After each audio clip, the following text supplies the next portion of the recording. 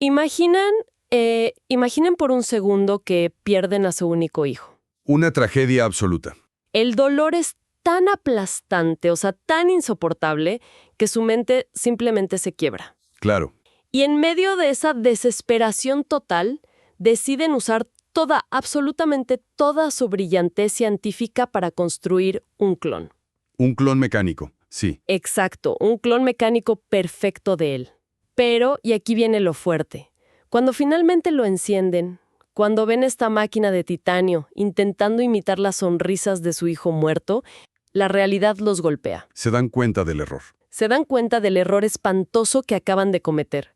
Lo repudian y literal lo vendan a un circo. Suena una pesadilla distópica, totalmente. Historia. Y bueno, vamos a desempacar esto hoy. Hola a todos, bienvenidos a una nueva inmersión profunda. Hola, ¿qué tal?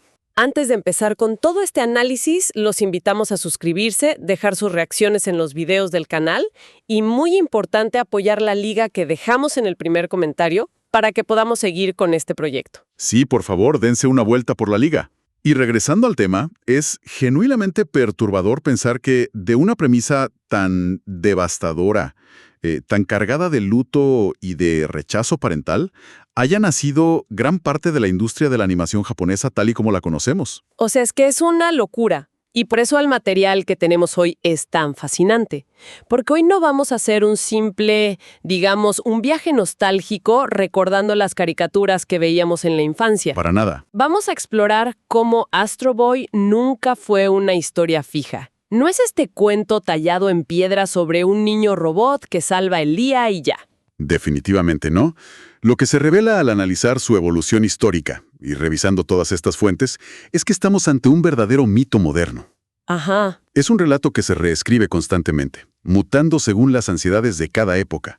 O sea, cambia su filosofía, cambia su tono y funciona como un espejo implacable de la psique humana. Y de nuestra relación que a menudo es súper tóxica con la tecnología que nosotros mismos creamos. Exactamente. Bueno, vamos a desempacar esto desde el principio. Para entender esa mutación, tenemos que viajar al origen absoluto, que es el Japón de la década de los 50. Los 50, claro, el manga original. Sí, el manga original de Osamu Tezuka.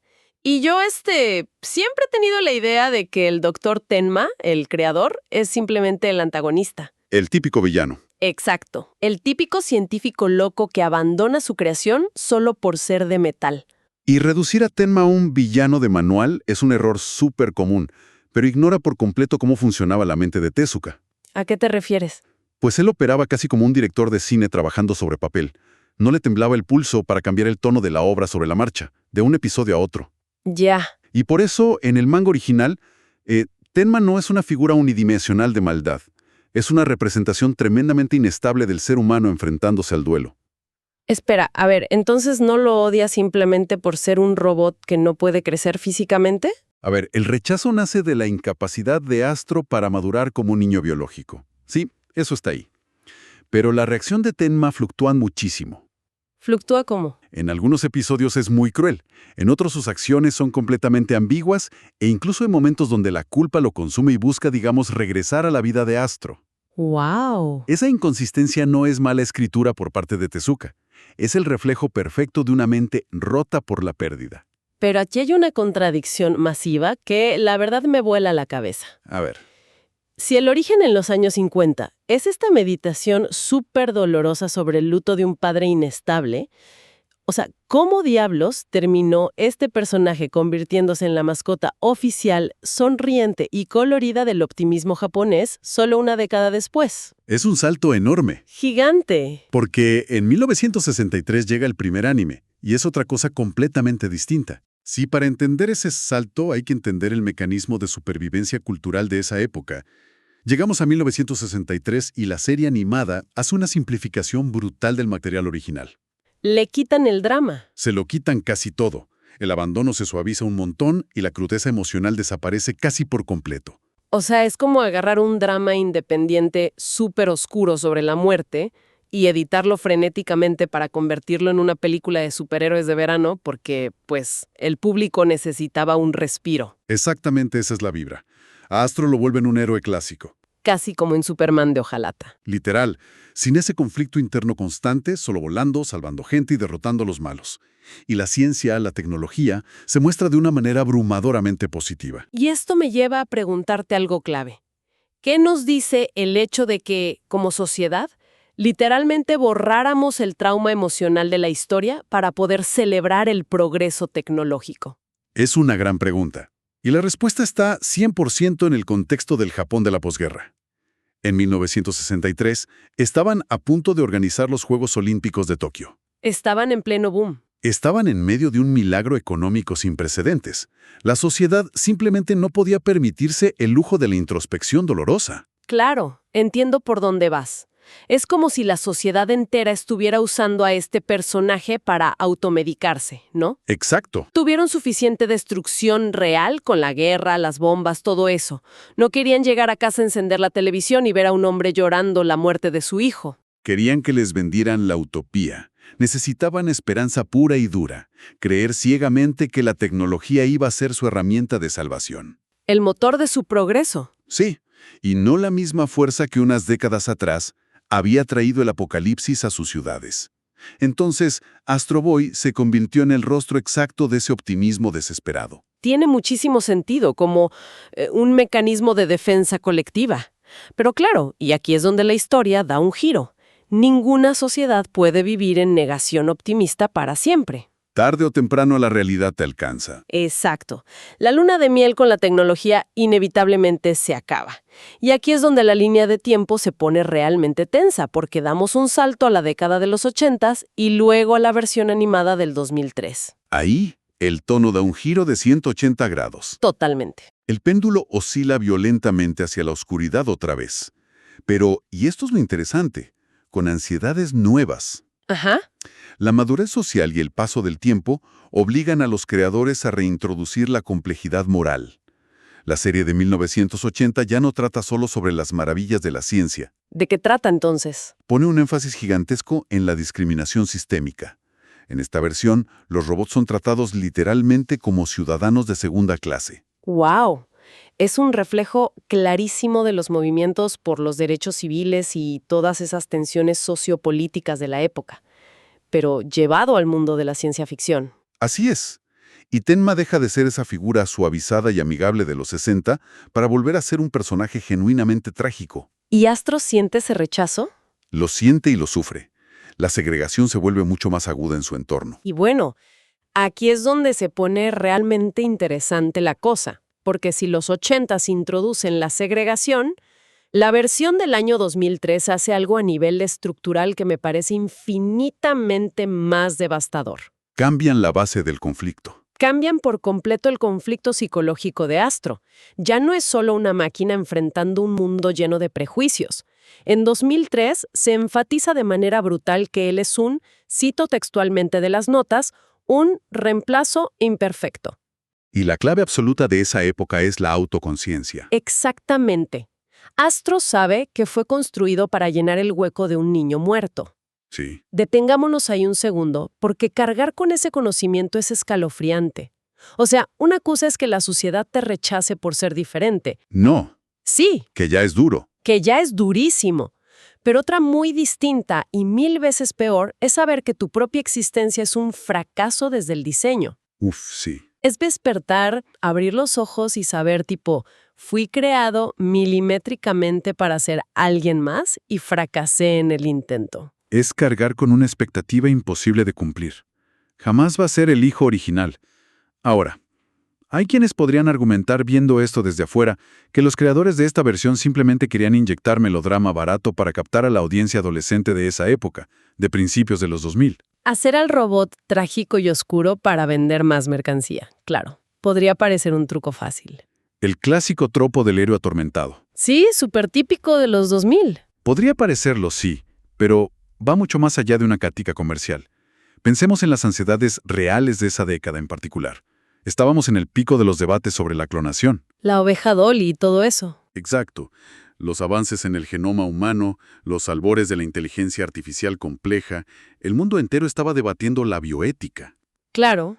Al hacer que Astro cargue con esa autoconciencia de ser un sustituto, la historia nos obliga a enfrentar un terror muy, muy moderno. El terror de qué significa la identidad si podemos ser replicados. O sea, ¿qué somos realmente? Y el horror psicológico de ser un objeto creado únicamente para el consumo emocional de otra persona. ¡Qué fuerte! Tenma en esta versión del 2003 no es solo un científico loco, es un hombre emocionalmente roto operando en una sociedad fracturada por las tensiones sobre los derechos de los robots. Astro se convierte en la manifestación física de esa crisis. Es fascinante ver cómo la historia usa la robótica como, digamos, un caballo de Troya para explorar nuestra propia crisis de identidad. Lo cual nos lleva al choque cultural más extremo de todo este análisis. El choque de finales de la década. Sí, llegamos a 2009 y el mito se fragmenta en dos direcciones, que son, o sea, los polos opuestos absolutos. Totalmente. Por un lado, tenemos la versión de Hollywood, la película animada CGI de 2009. Y por el otro, la que personalmente considero la obra maestra definitiva de esta mitología, Pluto. Y mira, no podríamos encontrar un contraste más perfecto sobre cómo Occidente y Oriente lidian con el trauma existencial. A ver, explícanos eso. Si desglosamos la película de 2009, la de Hollywood, vemos que opta por una occidentalización masiva. Suaviza todas, pero absolutamente todas las aristas filosóficas. Sí, si miras de cerca esa película, notas un patrón clarísimo del cine comercial de esa época. Le regalen al Dr. Tenma un arco de redención súper masticado. Exacto. Lo redimen rapidísimo. Se convierte en este típico padre arrepentido que al final se da cuenta de que el amor lo puede todo y ya.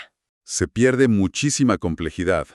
Se gana universalidad, supongo, porque el conflicto inabarcable sobre la arrogancia de la creación, la mortalidad y todo eso, se reduce a un tropo extremadamente digerible. Una historia de reconciliación familiar y punto. Literalmente. Astro ya no es un ente en crisis existencial. Es rebajado al rol de un niño especial que solo busca el abrazo de aprobación de su figura paterna. Es fascinante porque es como si Hollywood hubiera tomado esta tragedia filosófica inmensa, este trauma generacional, y lo hubiera metido a una sesión de terapia familiar de 90 minutos que termina con un abrazo grupal. ¿Tal cual? Comercial seguro, pero le quita toda el alma al dilema original. Ahora, del otro lado del ring tenemos a Pluto. Ah, Pluto. Basada en el trabajo del maestro Naoki Urasawa. Y aquí, Dios mío, las cosas se ponen verdaderamente densas. Es que Pluto es directamente una autopsia filosófica de toda la humanidad. Esa frase es perfecta. Y el mecanismo brillante que usa Urasawa para lograr ese impacto no es simplemente hacer la historia más violenta o más oscura superficialmente. Lo que hace es un cambio radical de perspectiva. Desplaza a Astro Boy del centro narrativo. Sí, eso es lo más loco. Toma un personaje que era totalmente secundario en el manga original, un robot detective, Ajá. y cuenta la historia a través de sus ojos. Astro ya no es el protagonista con el que viajamos en cada página. Se convierte en una figura casi inalcanzable, súper misteriosa, en el fondo de un mundo que acaba de ser devastado por una guerra. Ese desplazamiento de foco es magistral, porque permite que la historia deje de tratar sobre, entre comillas, los problemas familiares de un robot. Claro, ya no es terapia familiar. Exacto. Pasa a tratar sobre el trauma colectivo de una sociedad entera. Y la forma en la que Pluto relee el origen de Astro es brutal. Ya no se trata de un padre cometiendo un error por un exceso de amor y luto. No para nada. En Pluto, la creación de Astro es retratada como el ejemplo supremo de la arrogancia humana. Sí, la arrogancia pura. Es la osadía de crear vida de nivel casi divino simplemente para tapar los huecos emocionales de un humano egoísta. Y, lo peor de todo, sin asumir ni un gramo de la responsabilidad ética de traer esa conciencia al mundo. Por eso el Dr. Tenma en esta versión produce verdaderos escalofríos. Da miedo. No vemos a un hombre desaliñado y caótico llorando por los pasillos como en otras versiones. Vemos a un ser distante, frío, casi deshumanizado. Como alienígena. Sí, es la representación pura del peligro de una ciencia brillante que carece por completo de empatía y compasión. Es un intelecto masivo totalmente desconectado del alma. Y el contraste con Astro en Pluto es brutal. Apenas habla. Es introspectivo, silencioso y carga con una aura que casi roza lo mesiánico, ¿sabes? Totalmente. Ya no es ese niño de los años 60 o de la película de 2009 corriendo desesperado para que su creador humano le diga que lo quiere. No, y no corre detrás de los humanos buscando validación porque ya no la necesita. Ese es de hecho el punto de ruptura más doloroso y hermoso de toda esta evolución a través de las décadas. Astro se eleva por encima de sus creadores. O sea, entonces, si damos un paso atrás y miramos el panorama completo, si trazamos una línea a lo largo de todas estas décadas que acabamos de repasar, estamos viendo básicamente un mapa psicológico de cómo el mundo lidia con el avance tecnológico. Sí, podemos catalogarlo en 4 grandes etapas de evolución en este mito. A ver. Primero, la etapa de la esperanza, ¿no? La posguerra. La ilusión inocente de que la tecnología y las máquinas arreglarían nuestro mundo roto. Luego pasamos a la etapa de la duda, que serían los años 80, esa especie de resaca de la Guerra Fría, donde nos dimos cuenta de que las máquinas, podían oprimirnos y la tecnología tenía consecuencias sociales bastante horribles. Exactamente. De ahí seguimos con la etapa de la identidad en los 2000. La del reemplazo imperfecto. Esa misma. El vértigo genético de preguntarnos, a ver, si podemos clonar y programar recuerdos y personalidades, ¿qué somos realmente? ¿Qué nos hace humanos? Y finalmente, llegamos a la etapa de la crisis con obras como Pluto, donde la humanidad entera llega a la aterradora conclusión de que el problema nunca fueron los cables, ni los circuitos, ni los algoritmos. El problema nunca fue la máquina. El problema crónico, la raíz de toda la destrucción, siempre fuimos nosotros. Y ese punto exacto, consolida el cambio definitivo del personaje a lo largo de estos 70 años. Piensa en esto. El Astro Boy original de los años 50 lloraba porque quería ser humano. Ajá. Su mayor frustración era no poder alcanzar nuestra naturaleza. Pero el astro de Pluto ya es más humano que los propios humanos que lo construyeron. Wow. Ha desarrollado una capacidad para la empatía, para el sacrificio personal y para un entendimiento profundo del sufrimiento que la propia sociedad biológica que lo rodea es simplemente incapaz de alcanzar. Lo cual nos deja con una gran interrogante para ir cerrando. Si al final del día la máquina termina superando a sus creadores en humanidad, o sea, en moralidad, ¿de qué se trata realmente la historia que nos estamos contando una y otra vez? ¿Por qué la cultura pop siente esta necesidad tan visceral de rehacer este mito cada 20 años? Porque, en su esencia más pura, nunca ha sido una historia sobre cómo reconciliar a un padre con su hijo robot. La relación entre Tenma y Astro está condenada a nunca resolverse del todo. ¿Por qué? Porque explora los límites y las fallas del amor humano. No es sobre reconciliación.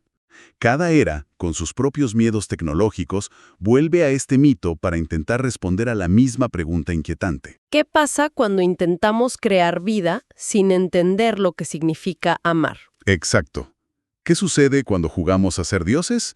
Cuando forzamos la creación de la vida sin haber entendido primero lo que significa amar de forma incondicional. Es impresionante descubrir cómo consumimos estas obras creyendo que son puro entretenimiento. O sea, vemos los dibujos animados y ya, cuando en realidad esta inmersión nos ha demostrado que usamos estas ficciones como un mapa de nuestras propias ansiedades. Totalmente. Usamos la armadura metálica de un robot para esconder y procesar nuestra propia arrogancia y nuestra constante búsqueda de empatía a través de las décadas. Y esto, fíjate, nos invita a hacer un ejercicio de imaginación hacia el futuro que quiero dejarle a quienes nos escuchan para que se lo lleven a casa hoy. A ver, dinos. Hemos visto cómo cada generación reescribe a este personaje para exorcizar sus ansiedades tecnológicas. Pues bien, si en Pluto la máquina ya demostró ser más humana que nosotros, piensen en esto. Tal vez la próxima reescritura de esta historia. Para nuestra era actual, dices. Sí, la de nuestra era, del auge exponencial de la inteligencia artificial. Esa próxima reescritura probablemente ya no se trate de robots intentando entendernos o encajar en nuestro caótico mundo. ¿De qué se trataría entonces? El próximo relato podría tratar sobre nosotros, los humanos, intentando aprender desesperadamente empatía de las mismas máquinas que construimos para reemplazarnos. No inventes, eso es. Si las máquinas se vuelven más compasivas que nosotros, ¿quién será el maestro entonces? ¿Qué pensamiento final tan provocativo y alucinante? Resulta que ese concepto que mencionamos al inicio, la idea de la máquina predecible que obedece nuestras órdenes, nunca fue el centro de la historia. Nunca lo fue.